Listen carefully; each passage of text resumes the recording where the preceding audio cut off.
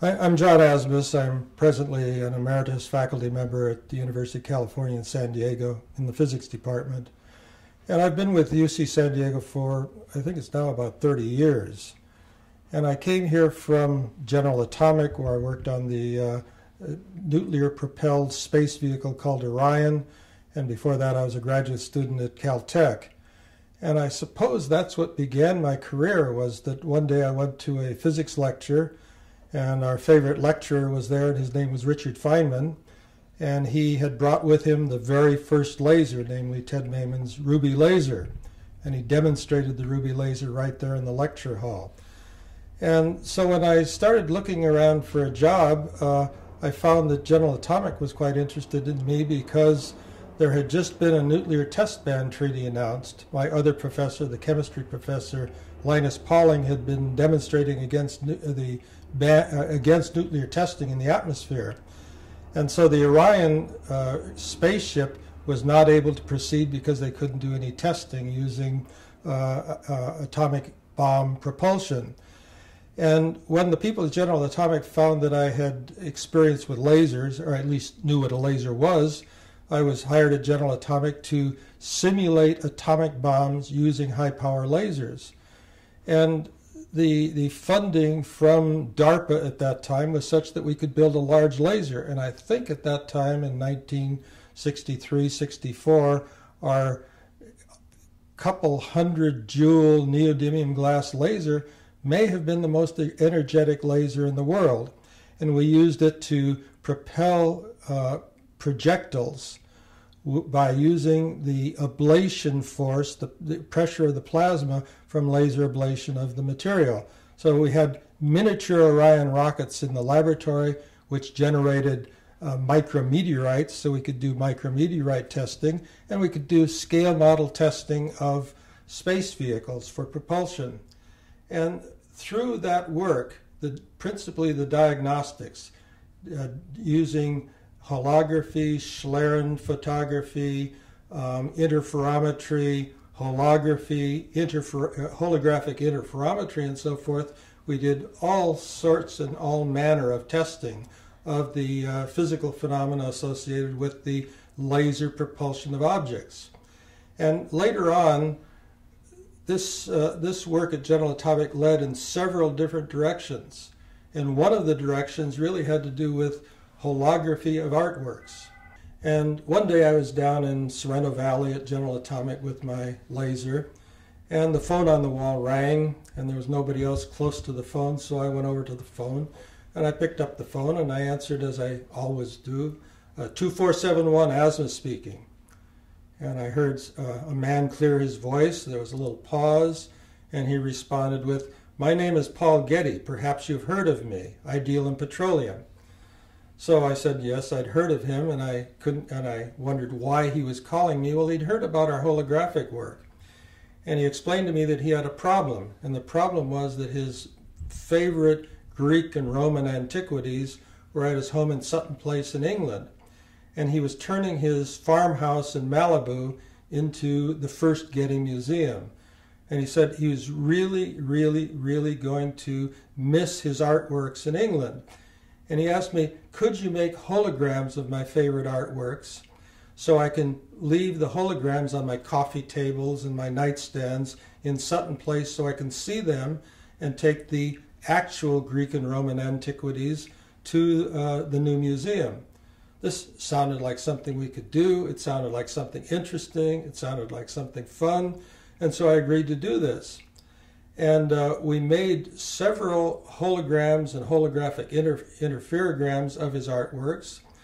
And I started realizing that I needed some help from people with training in the arts for this work. And a person that I teamed up with was the head of the art department at UCLA. His name is Carlo Pedretti. He was also director of the Belt Museum at UCLA. And we began working together on some of these problems that the Getty Museum had. And one of the problems had to do with the authentication of paintings.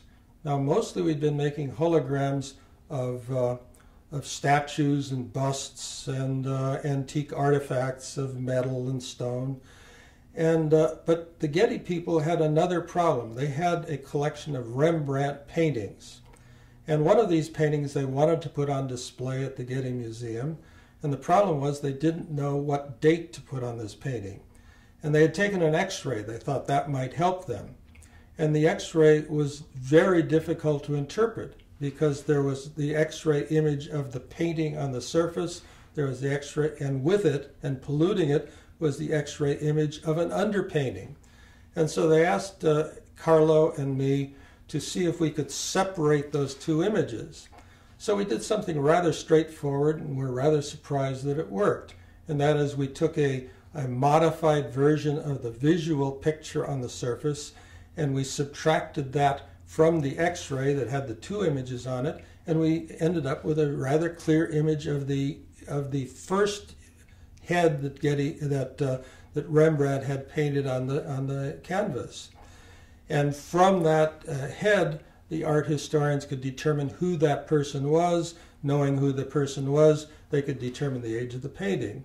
So we went on from there and worked on some other paintings, and were gratified with the success of some of this work.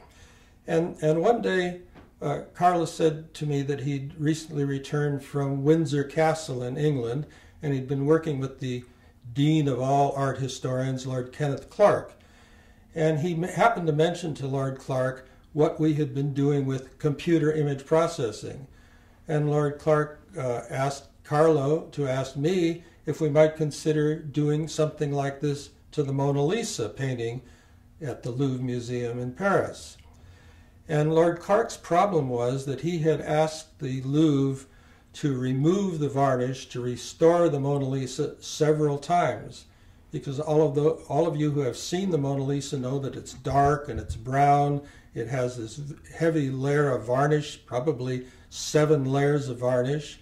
These different layers have cracks and craquelure and losses. And Lord Clark, his exact words were, "I'd like to see the real Mona Lisa under all of that varnish before I die." So we had to get busy. And so I said to Carlo, we need a good starting point for our image processing to visually clean up the Mona Lisa for Lord Clark. And Carlo said, well, what do we need? And I said, we need a very high resolution, large format transparency of the Mona Lisa so we can scan it, digitize it, and put it into the supercomputer. And Carlo said, that won't be a problem. I have several friends at the Louvre. I'll ask them for a copy of the Mona Lisa. Well, many people heard about this, and many people, from the architect of the U.S. Capitol building, who is on a UNESCO commission with somebody from the Louvre, directors of some of the U.S. museums, all put in a good word for us. But 3 years went by, and the high-resolution, large format picture of the Mona Lisa never came. Sometimes I would inquire, and they'd say, it's in the mail. And a few weeks later I inquire again, and they say, well, it'll be in the mail next Friday. So 3 years went by, and we worked on many other artworks in other museums in other countries, and the Mona Lisa original never showed up. Well, the next thing that happened in this story is that Walter Cronkite retired from CBS News. And when he retired from CBS News, he started a new program, a summer program, science program, called Walter Cronkite's Universe. And he and his people from CBS came to my laboratory to make a program on the laser work I was doing to restore artworks. This usually had to do with using lasers to ablate things like dark varnishes on paintings or black incrustations on marble statues to restore them. Naturally, we couldn't use that technique on the Mona Lisa because nobody'd let us touch it. At the end of that week of recording of our laser work on artworks, I was having a farewell luncheon with Cronkite's producer, and she informed me that she was a little bit disappointed. And I said, why would you be disappointed? Everything went well. And she said, we came here thinking you were going to show us the Mona Lisa without the brown varnish and all the cracks. So I told her we were having trouble getting a good picture of the Mona Lisa. I said, all I have in my collection are some coffee table books that have the Mona Lisa and a few postcards. I said, I need a good photograph of the Mona Lisa to start. And her exact words were, "Is that all?" And she said, "We'll have Walter call the Louvre." Well, a week later, my mailbox started filling up with photographs from the Louvre. Even the Egyptology department sent me a photograph of the Mona Lisa. Well, the flatbed scanner hadn't been invented at that time, so we had to figure out how to scan the image that they had sent us. And we had some friends who were working with the people at NASA JPL in Pasadena. One of them volunteered to take our pictures to JPL and volunteered to have a friend at JPL scan it with their microdensitometer that they were using on Voyager photographs at the time. So a week later, we received a 16-inch reel of magnetic tape with the digitized Mona Lisa on it. We put it on the UCSD supercomputer and found ourselves in a quandary, and that is that the cracks were almost the strongest artifact on the photograph. And so in trying to take off the varnish, we would do a gain bias adjustment, adjusting the red, the green, and the blue to subtract the effect of the varnish, the spectral effect of the varnish. And we knew the correction that we had to do because we also had a sample of Mona Lisa varnish, so we knew what its spectral transmission characteristics were. And when we transformed the Mona Lisa image using the algorithm from the brown varnish, the cracks on the surface were transformed just as if they were under the varnish, but the majority of them are on the surface. So we got a nice looking Mona Lisa without the varnish on the computer monitor, except you had to ignore all the blue streaks everywhere from the enhanced varnish, or what's called craquelure. So we were having some trouble with that, and the people at CBS said, well, maybe we can get a better photograph of the Mona Lisa if we do it ourselves. So CBS News, to their credit, rented the Mona Lisa for a day, and we took our own pictures, and we did laser scanning off the surface. It's called raking light scanning. We had a helium neon laser. We put it at a grazing angle to the Mona Lisa painting and scattered light off the tinted craquelure of the painting. And we made a map of the craquelure. So then we came back to San Diego with that information, and then we decided we'd subtract the craquelure from the image that we had. And that improved the image, but there was still evidence of the cracks showing through. So we then tried a few other things. The first thing we tried to do was to smear the image a little bit. The cracks are very sharp and narrow, so we thought looking at those spatial frequencies, we could just smooth them out. We could do a little bit of blurring. Well, the blurring helped, but it ruined the resolution of the Mona Lisa. Well, another thing that happened along this saga of our involvement with the Mona Lisa was that one of the directors, the vice chancellor at UCSD, said, well, maybe IBM can help you with this. IBM ought to be interested in a project like that, since IBM is computers. Then I went to a couple of IBM laboratories to see if they could provide some assistance in getting rid of the cracks in the Mona Lisa. And I ran into a fellow at IBM Palo Alto. His name was Ralph Bernstein. And he was developing software for personal computers for image processing. And so he seemed to be interested in the Mona Lisa project, and he turned it over to one of his assistants, a fellow named Joseph Myers. And Joe and I worked on the Mona Lisa for a week or two, and we were making some progress. And then one day, Ralph Bernstein walked by and saw the Mona Lisa that we had on the monitor and said, hey, let me take a crack at that.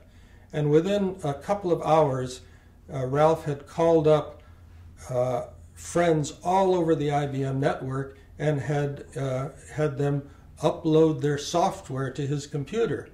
And so within a few hours, we had done all sorts of processes on the image, including Fourier transform analyses, looking at the spatial frequency of the craquelure and the spatial frequencies in Leonardo's painting.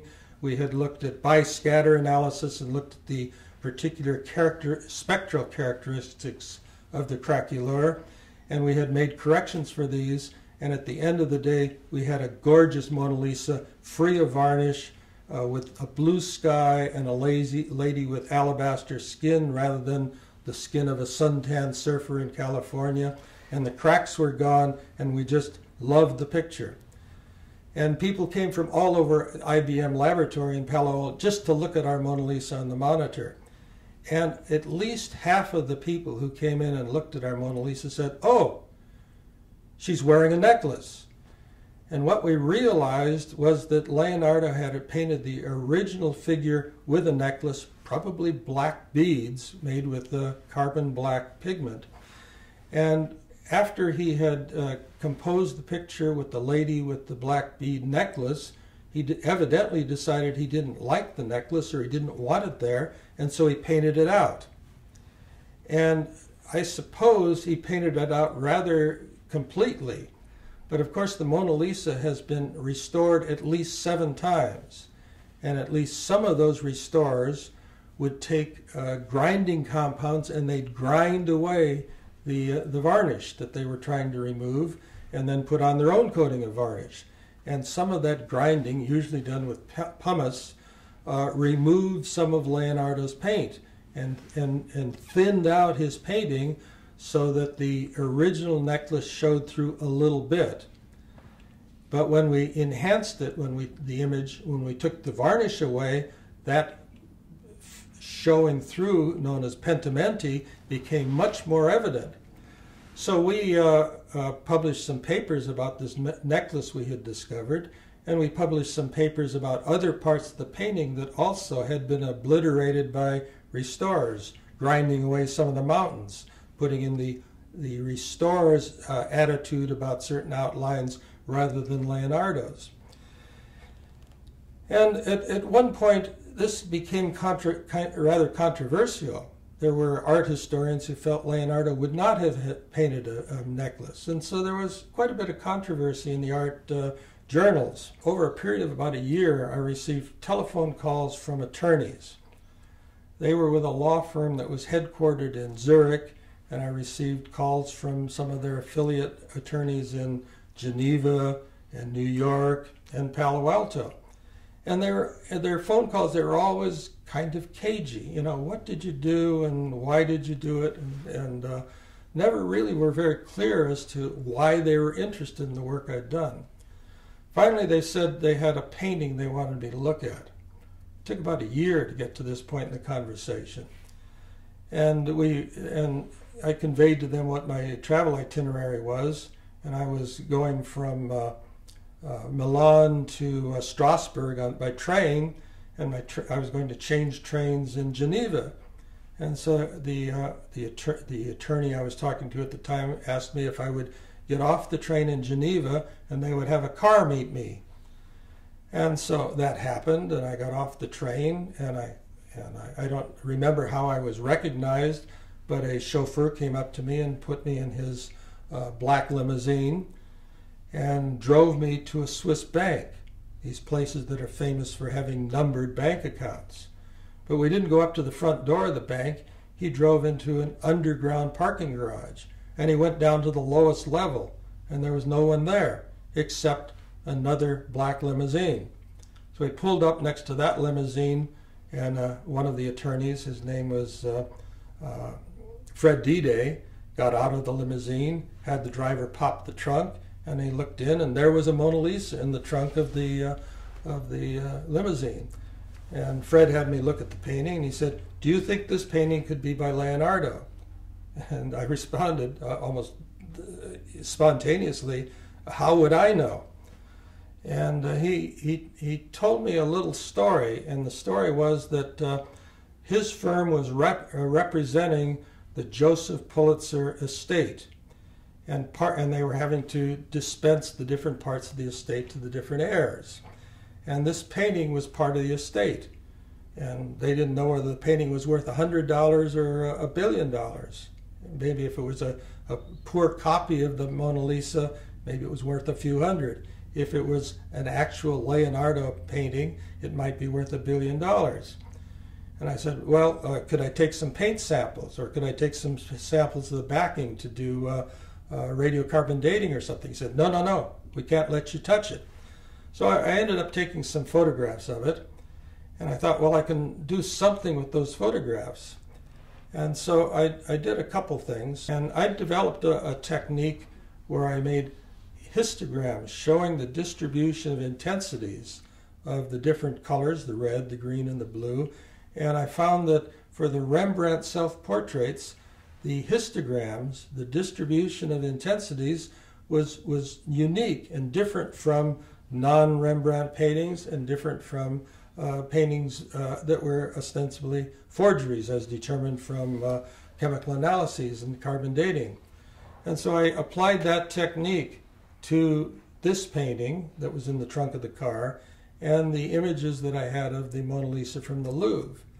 And the match of those histograms was closer than any match I'd ever seen before in the Rembrandt self-portraits or in any other paintings that we'd looked at.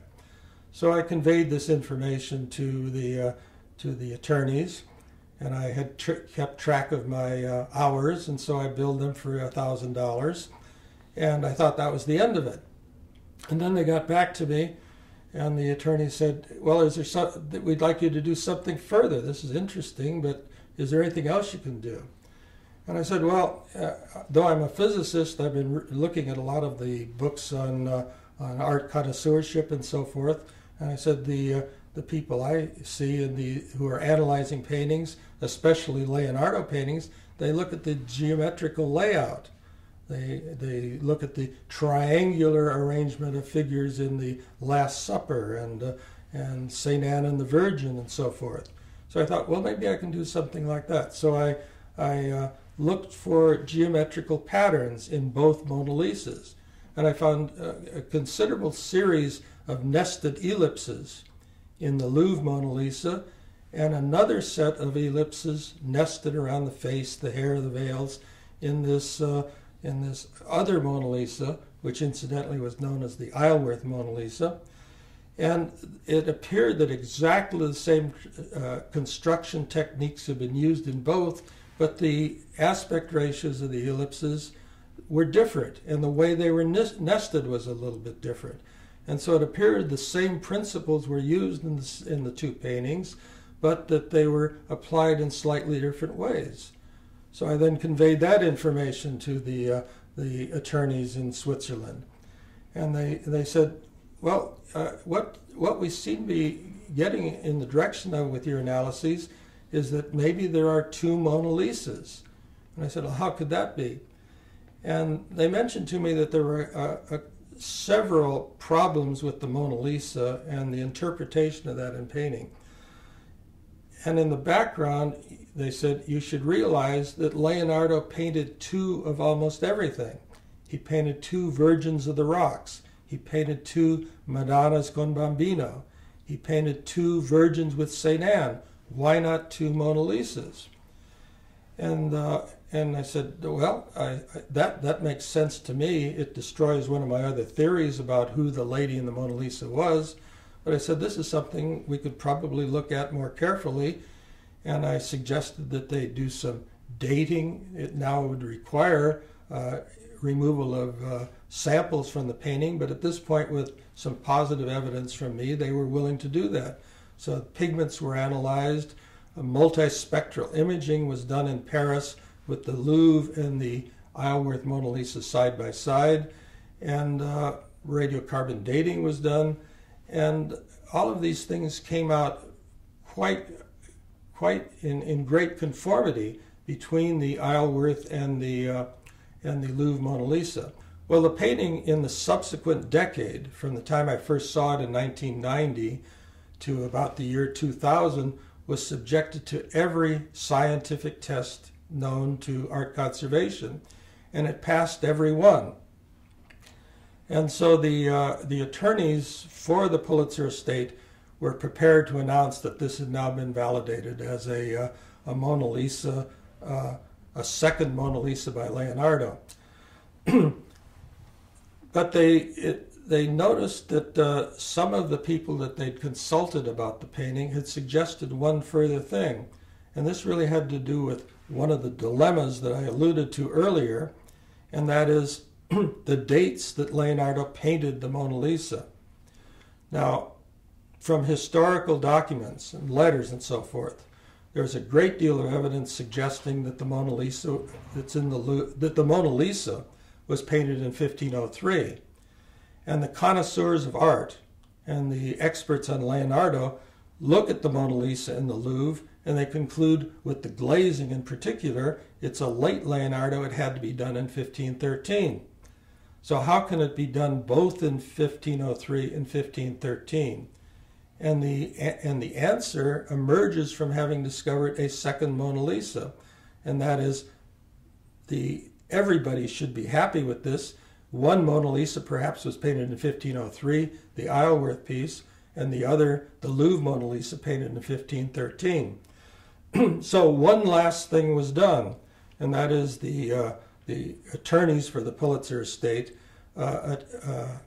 commissioned some people associated with the FBI to do an age regression study. And we've all seen this, particularly with pictures of missing children on milk cartons and so forth, where you do facial recognition and you do aging of the face, or you do age regression from a photograph, and you determine the identity of a person this way. So those same facial recognition and age regression techniques were executed by these FBI experts. And interestingly, there was an attempt to keep this as something of a double-blind test, but of course with the Mona Lisa image you can't really do that. But the results that came out of the FBI analysis was that the lady in the Isleworth portrait of Mona Lisa was 10 years younger than the lady in the Louvre Mona Lisa, and that she was the same lady by facial recognition. So at that point, the dilemma as to the age of the Mona Lisa, when it was painted, we have a neat answer to that. And I like it. Being a physicist, I like simple, elegant solutions to complex problems. So that's a thumbnail sketch of my involvement with the Mona Lisa. And during all of that, I suppose that's just one thread of a long story of applying optics and lasers in numerous different ways in the arts and in conservation science and in the interpretation of artworks.